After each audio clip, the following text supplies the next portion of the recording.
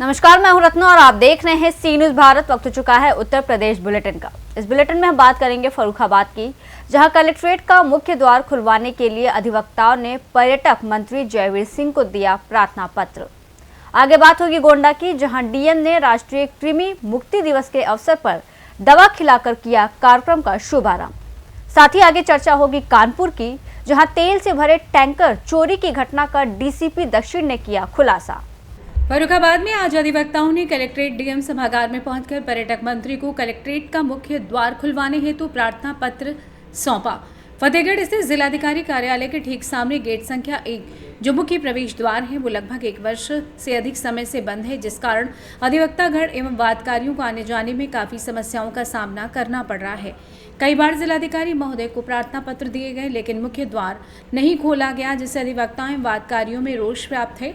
Collectorate की चकबंदी office की और एक गेट जो पूर्व में खुला हुआ था, जिससे वृद्ध अधिवक्तागण भी न्यायालय परिसर में आ सकते थे, लेकिन उस गेट को भी लंबे समय से बंद किया जा चुका है, जिस कारण अधिवक्तागणों को काफ़ी लंबी दूरी तय करके न्यायालय परिसर की ओर आना पड़ता है।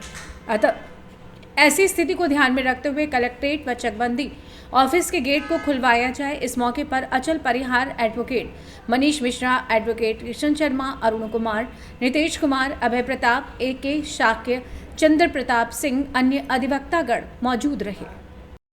ये वादीगण व अन्य जो भी समस्या होती है, जनपद के लोग आते जाते हैं, वो बंद रहता है। ये लगभग 1 साल से बंद चल रहा है। इसी को खुलवाने के लिए हम लोगों का एक प्रार्थना पत्र महोदय के समक्ष पेश कर रहे हैं कि ये गेट तत्काल खोलने का आदेश करें।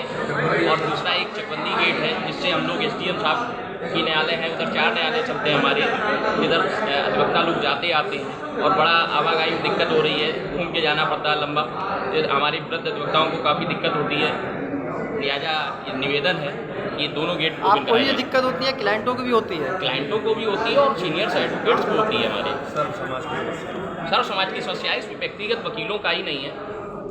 क्या आधार कार्ड देखकर ही अंदर आने देते हैं? नहीं, आधार गेट नहीं, आधार कार्ड से इसका कोई वास्ता नहीं है। ये गेट ही बंद है, बंद कर दिए, तो गेट ही बंद है, आधार देखेंगे क्या? फर्रुखाबाद से सी न्यूज संवाददाता आदेश की रिपोर्ट। फर्रुखाबाद में आज प्रदेश के संस्कृति एवं पर्यटन मंत्री जयवीर सिंह ने कहा कि जो लोग सनातन विरोधी हैं, जो लोग केवल सनातन धर्म को गालियां देने के आधार पर राजनीति कर रहे हैं, उनका आशय है कि सनातन धर्म के सबसे बड़े महापर्व को किसी तरीके से अवरोध पैदा किया जाए और नेगेटिविटी फैलाई जाए। उन्होंने कहा कि अखिलेश की विश्वसनीयता और उनके बयान पर क्यों विश्वास कर रहे हैं।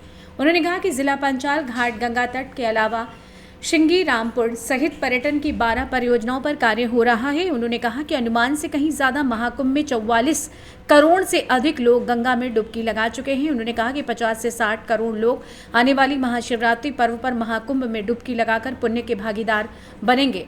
प्रदेश के पर्यटन मंत्री प्रदेश जयवीर सिंह ने कहा कि महाकुंभ में पर्यटन विभाग को काफी लाभ मिला है। उन्होंने कहा कि महाकुंभ में 2 लाख करोड़ का राजस्व उत्तर प्रदेश सरकार को मिलेगा और इससे कहीं अधिक केंद्र सरकार को भी मिलने की संभावना है। जानते हैं पर्यटन मंत्री जयवीर सिंह एवं जिलाधिकारी आशुतोष द्विवेदी का क्या कुछ कहना था।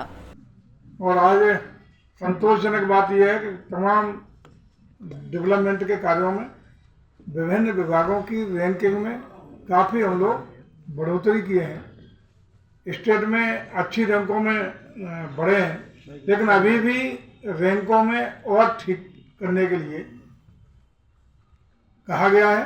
लेकिन कुछ कमियां जो मुख्यमंत्री डैशबोर्ड होता है उसमें फीडिंग में भी पूरी फीडिंग होने की वजह से भी वो प्रभावित रैंकिंग हुई है। उस पर भी डीएम साहब को कहा गया है कि प्रत्येक महीने स्वयं निगाह रखेंगे। जो भी जिस विभाग की कार्यप्रणाली की स्थिति है वो सारी की सारी चीज़ें समयबद्ध तरीके से वो फीडिंग हो ताकि रैंकिंग की सही स्थिति मिलती रहे।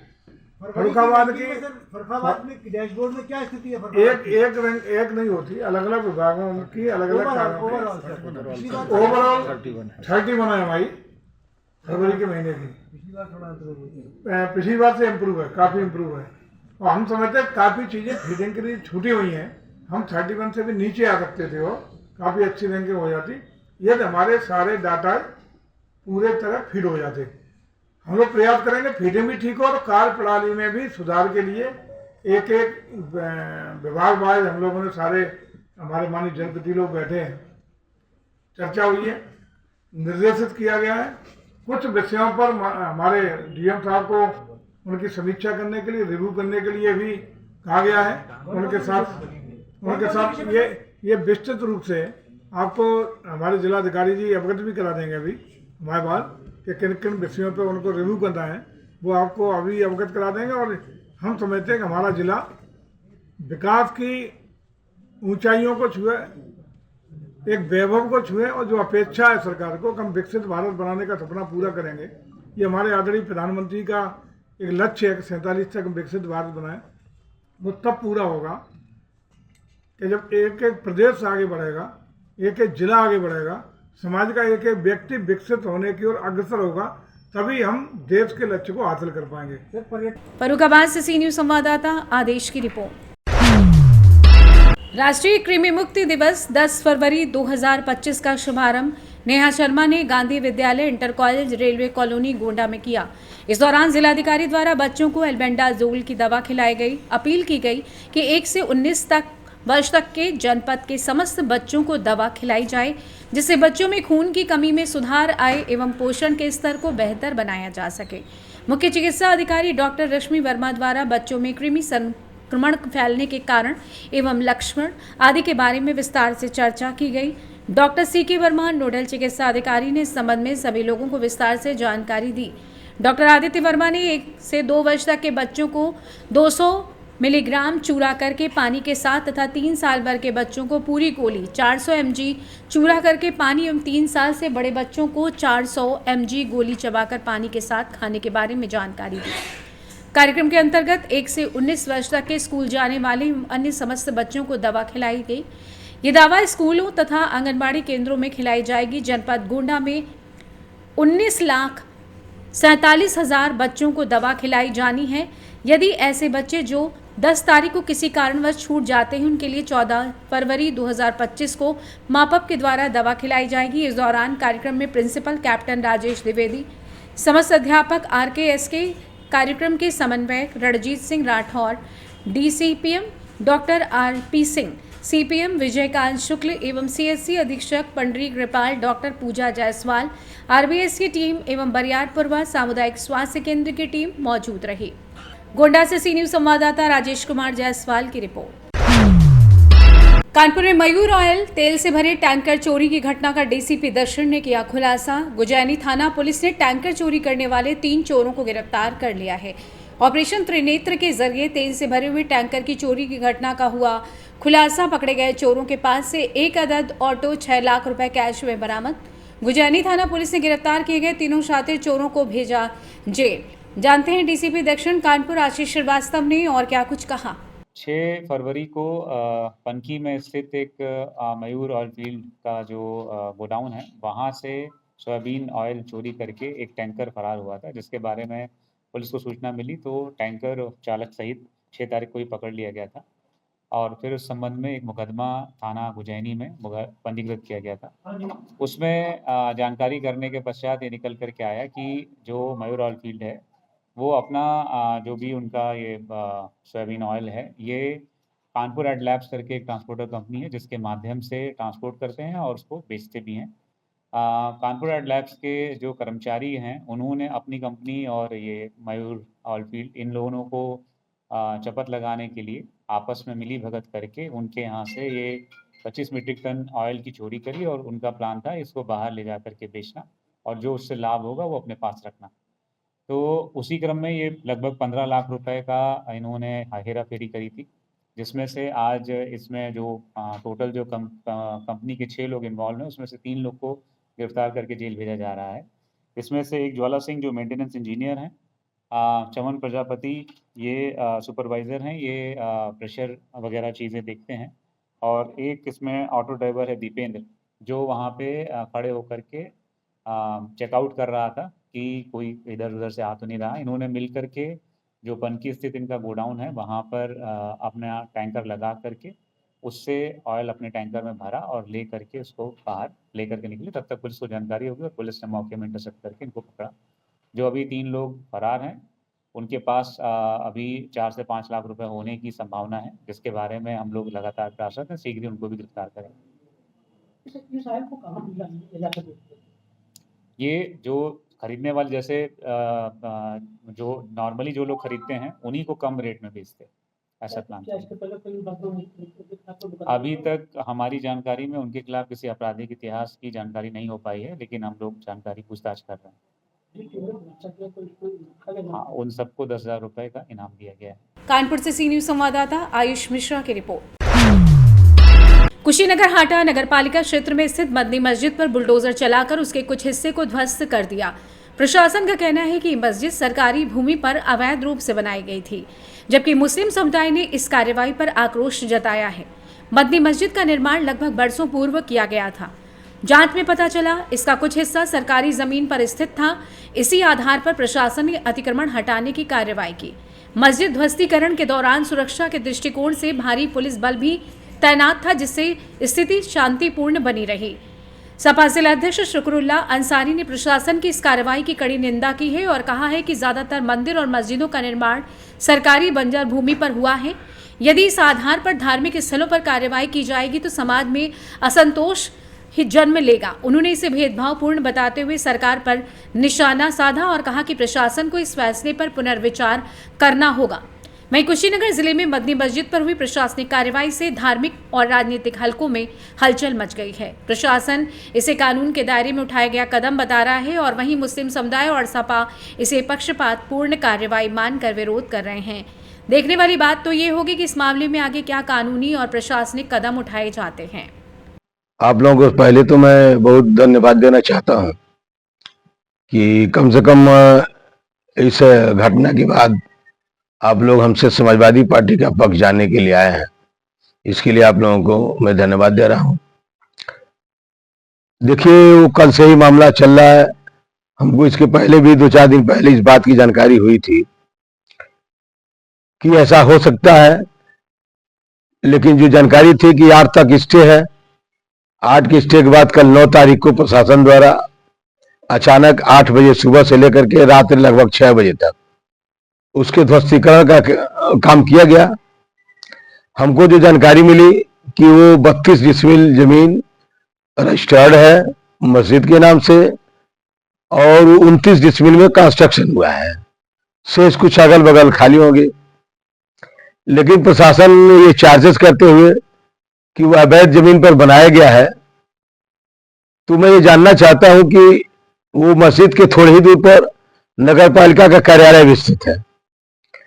जब मस्जिद बन रही थी तो क्या अवैध नहीं था? नगरपालिका के पहले नगर पंचायत भी था, तब भी अधिशासी अधिकारी वहीं बैठता है बगल में ही। हमको लगा 100 मीटर की दूरी शायद नहीं है। तो अब तक प्रशासन को कोई चिंता नहीं थी।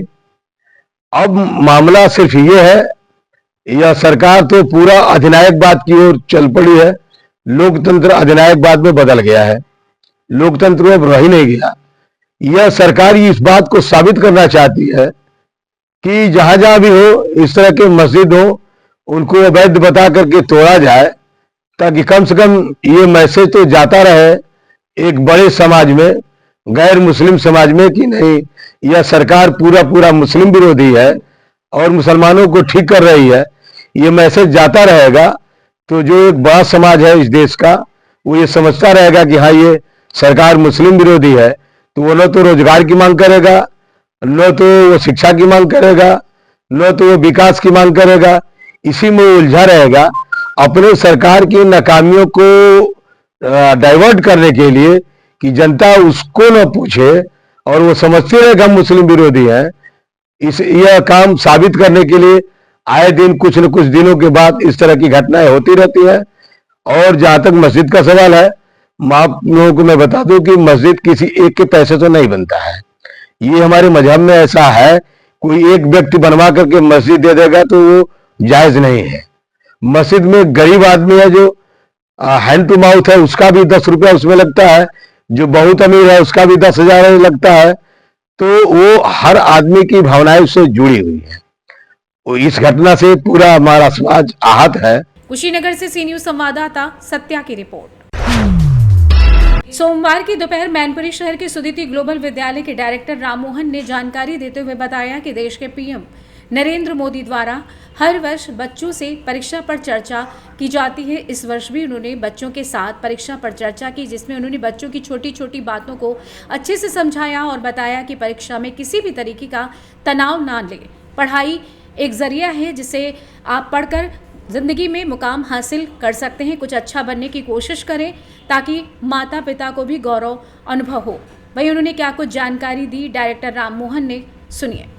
आज सर परीक्षा पे जो चर्चा हुआ है, क्या उद्देश्य है, क्या इस तरह के बच्चों को क्या शिक्षा मिल रही है इससे? देखिए, हमारे देश के माननीय प्रधानमंत्री श्री नरेंद्र मोदी जी बच्चों में जो परीक्षा में तनाव होता है, जो पेरेंट्स में तनाव होता है, जो टीचर्स में तनाव होता है, उसके बारे में वो परीक्षा पे चर्चा प्रत्येक ईयर करते हैं। इस बार भी उन्होंने बच्चे की छोटी छोटी दिल की बातें पकड़ी, बच्चों को बड़ी अच्छी तरीके से समझाया। ये भी समझाया कि किस तरह से खाना चाहना चाहिए, किस तरह से एक्सरसाइज करनी चाहिए। पेरेंट्स से भी बात करी, पेरेंट्स को बताया कि अपने बच्चे पर ज़्यादा प्रेशर ना दें, अपने बच्चे के स्किल को पहचानें कि उस बच्चे का स्किल क्या है। और सबसे बड़ी अच्छी बात आप उनकी मान के चलिए कि उन्होंने कहा कि अगर मैं प्राइम मिनिस्टर ना होता, स्किल मिनिस्टर होता। दैट इज़, स्किल का मतलब ये है कि हम हर बच्चे में अलग अलग स्किल होती है, उस स्किल को पहचानना और अपने आप को ये बताना कि बच्चों को सेल्फ मोटिवेशन करना चाहिए। तो ये बहुत अच्छी बात थी कि देश का प्रधानमंत्री बच्चों से इतनी अच्छी तरह से बात करता है। हमारे सुदिति ग्लोबल एकेडमी भी अबाउट 1800 बच्चों ने एक साथ परीक्षा पे चर्चा को देखा है, हमारे सभी टीचर्स ने देखा है और अधिकतर पेरेंट्स भी हमारे सभी देख रहे हैं कि परीक्षा पे चर्चा में प्रधानमंत्री मोदी जी बच्चों से कैसे बात करते हैं। तो मैं धन्यवाद देना चाहता हूं अपने देश के प्रधानमंत्री को कि वो इतना सरल स्वभाव से बच्चों से मिलते हैं। मैनपुरी से संवाददाता कैलाश गुप्ता की रिपोर्ट। आज दिनांक 10 फरवरी 2025 को कार्यालय नगर पंचायत सिरसी जनपद संबल में बोर्ड की बैठक संपन्न हुई। बैठक में निम्नलिखित पर चर्चा हुई, जिसके विवरण इस प्रकार हैं। वित्तीय वर्ष 2025-26 हेतु साप्ताहिक पैट बाजार की नीलामी, सफाई कर्मचारियों के कल्याण हेतु सफाई कर्मचारी कल्याण कोष में जमा करने की स्थापना एवं खाता खुलवाया जाने, कान्हा गौशाला में बेसहारा पशु आश्रय योजना के अंतर्गत निर्माण हेतु प्रस्ताव शासन को भेजे जाने, उत्तर प्रदेश नगर पालिका भवन या भूमि या दोनों के वार्षिक मूल्य पर कर नियमावली 2024 को लागू किए जाने, नगर पंचायत सिरसी में सामुदायिक स्वास्थ्य केंद्र अस्पताल 10 बेड के निर्माण हेतु प्रस्ताव भेजे जाने एवं आरसी श्रमिकों द्वारा इत्यादि की आपूर्ति किए जाने पर सभी सदस्यों द्वारा सर्वसम्मति से प्रस्ताव पारित किए गए। बोर्ड बैठक की अध्यक्षता कौसर अब्बास अध्यक्ष महोदय की अध्यक्षता में संपन्न हुई। बैठक का संचालन मणिभूषण तिवारी अधिशासी अधिकारी द्वारा किया गया। बैठक में उपस्थित निर्वाचित सदस्य आदित्य वीर रस्तोगी, फरहत अब्बास, अनवरी, खुर्शीद, खैरुल निशा, कयामुद्दीन, चंचल सैनी, हुस्न बानो, आशिक अब्बास, इनामुल हक, हबीब रजा, इरफान हैदर, हर्षिम अली, नगर पंचायत सिरसी के समस्त 13 सदस्यों ने बोर्ड बैठक में भाग लिया। वहीं रईस अहमद लिपिक बैठक में उपस्थित रहे। संभल से सी न्यूज संवाददाता इसरार आलम सैफी की रिपोर्ट। जश्न दस्तारबंदी व उर्स मुफ्किक्रे मिल्लत अल्लेहरमा व 59 बच्चों का दस्तारबंदी व बच्चों को अवार्ड से नवाजा गया। मदरसा दारुल उलूम आले सुन्नत तनवीरुल इस्लाम अमरडोबा संत कबीर नगर में 9 फरवरी रविवार को जल से दस्तारबंदी मौलाना मोहम्मद मुकर्रम खान प्रधानाचार्य की अध्यक्षता में मुनक्किद किया गया। जलसे का आगाज तिलावत कुरान से हुआ। इस जलसे में खिताब करने के लिए और माइक्रम में हजरत सैयद अब्दुल रफ उफ चांद बाबू बिलहरी शरीफ अयोध्या एवं हजरत अल्लामा मुफ्ती मोहम्मद अशरफ जिलानी अजहरी राजस्थान और हजरत मुफ्ती मुख्तार उल हसन चिरहर मोहम्मदपुर फैजाबाद और शहजादे शेर मिल्लत हजरत अल्लामा एजाज अहमद साहब मुंबई की शानदार तकरीर हुई। इसमें हजरत मुफ्ती मोहम्मद अशरफ जिलानी अजहरी राजस्थान शिक्षा एवं मुल्क के अमानो व शांति हेतु तकरीर की एवं सैयद अहमद अशरफुल जिलानी के चौचा शरीफ अम्बेडकर नगर की इस्लाही तकरीर हुई। आखिर में सलातो सलाम के बाद जलसा खत्म हुआ। इस मौके पर मदरसे के समस्त स्टाफ एवं प्रबंध समिति के पदाधिकारी के द्वारा बहुत ही सहयोग किया गया। मदरसे में 59 बच्चों को दस्तार से नवाजा गया और कुछ बच्चों को सालाना इम्तिहान में अच्छी पोजीशन लाने वाले बच्चों को अवार्ड भी दिया गया। संत कबीर नगर से सी न्यूज संवाददाता मोहम्मद नईम की रिपोर्ट। फिलहाल इस बुलेटिन में बस इतना ही। देश और दुनिया की तमाम बड़ी खबरों के लिए देखते रहिए सी न्यूज भारत।